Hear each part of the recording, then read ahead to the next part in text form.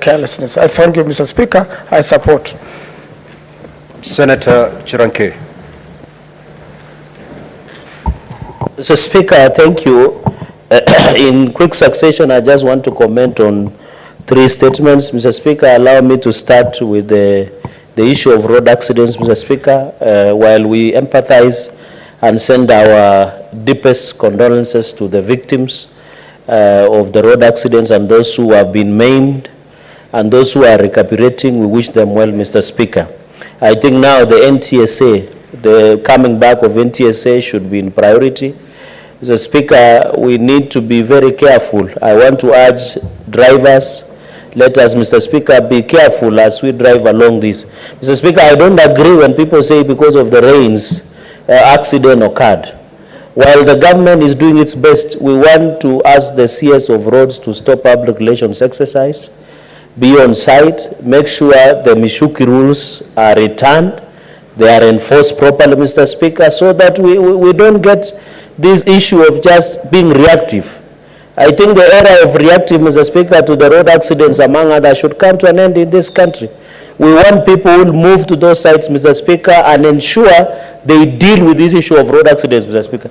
More so, Mr. Speaker, and I want to send to KU, parents and fraternity, my condolences, and also the Silibwe tragedy, and also my former school, Mr. Speaker, the Almata, one of the best schools in this Republic, Kapsabet Boys High School, which has produced both the second and the fifth president, Mr. Speaker, and possibly the seventh president of the Republic of Kenya. We want even the bus school drivers, Mr. Speaker, we need them to be tested, to ensure buses are tested, Mr. Speaker, but the CS of road should move from issuing social media directions and other. Mr. Speaker, secondly, on the issue of sniper, Mr. Speaker, I am sad, Mr. Speaker, and I want to empathize with my brother, Deputy Speaker, Senator Katurin's Murungi. Mr. Speaker, the brother, the relatives of the governor of Meru have been arrested. Up to now, the body of sniper or the family have not buried sniper. What is the police fearing to go for the big fish in arresting the perpetrators, the killers of sniper, Mr. Speaker? This country, Mr. Speaker, is a country that respects the freedom of expression. Mr. Speaker, this is not a banana republic. This is not Jordan or Ukraine, Mr. Speaker. Why is it that the police are fearing to arrest the real culprits who killed the sniper, Mr. Speaker? We shall stand with the people of Meru until they shall know mercy, Mr. Speaker, for people who killed, maimed. Now as we talk, the wife, Mr. Speaker, the wife of sniper has been sleeping on cold bed now, Mr. Speaker, for almost 2 months. The children can no longer see the face of their father, Mr. Speaker. The parents no longer have a son, Mr. Speaker. This is a serious matter. This is a terror-related, where even there's one in Katarakanidi and a blocker was killed, Mr. Speaker. The Blockers Association of Kenya are under threat.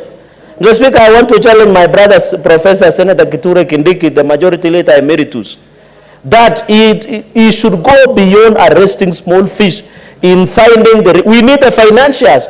We need to be told why sniper was being called by people connected to the governor, and what was sniper doing in the governor's residence, where he was found, Mr. Speaker, when he had been killed a few hours later, Mr. Speaker.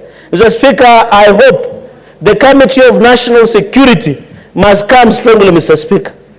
Mr. Speaker, that is what we want to see, and I wish the committee of the whole, Mr. Speaker, so that a sniper is being put to rest. And Mr. Speaker, you remember, and in Meru, some of us who have been Anjurinjeka by association, Mr. Speaker, we had to convince the people of Meru not to bring the body of sniper to the gate of Senate, because they are trying to look for justice, Mr. Speaker.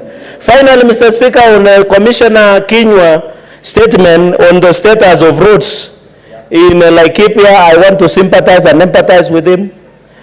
Because unfortunately the person in charge of roads, CS roads, so Speaker, he is incompetent, so I will not make a comment at that point, but wish him well as he pursued. I submit, Mr. Speaker, sir. Senator Eddie.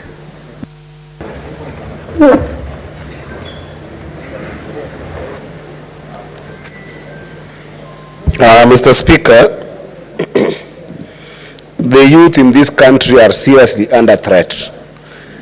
And I want to support this statement by Senator